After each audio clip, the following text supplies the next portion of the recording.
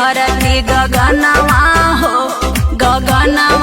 हो भीम लिहले जनमवा। खुश भइले धरती गगनवा हो भीम लिहले जनमवा। खुश भइले धरती गगनवा हो भीम लिहले जनमवा।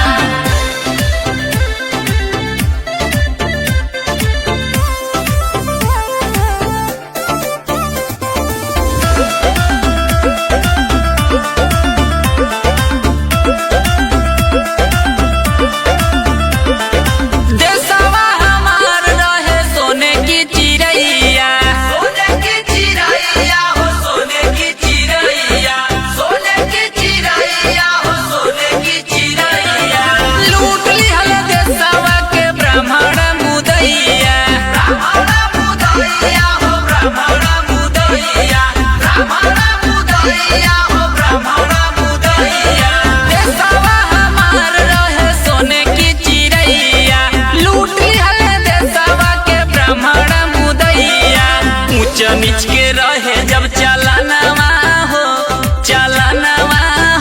भीम लिहले जनमवा।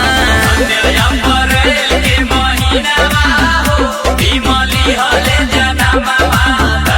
अप्रैल के महीनावा हो भीम लिहले जनमवा।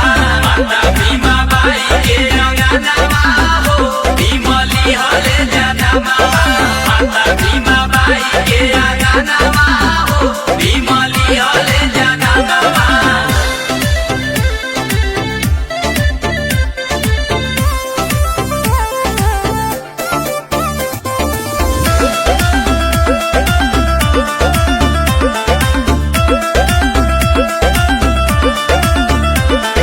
बड़ी मुश्किल से साहब कइले पढ़ाई साहब कइले पढ़ाई साहब कइले पढ़ाई। दिहले आजादी साहब लड़ी के लड़ाई साहब लड़ी के लड़ाई साहब लड़ी के लड़ाई। बड़ी मुश्किल से साहब कई के पढ़ाई दिहले आजादी साहब लड़ी के लड़ाई। लिख दिहले भारतीय संविधानवा हो भीम लिहले जनमवा। लिख दिहले भारतीय संविधानवा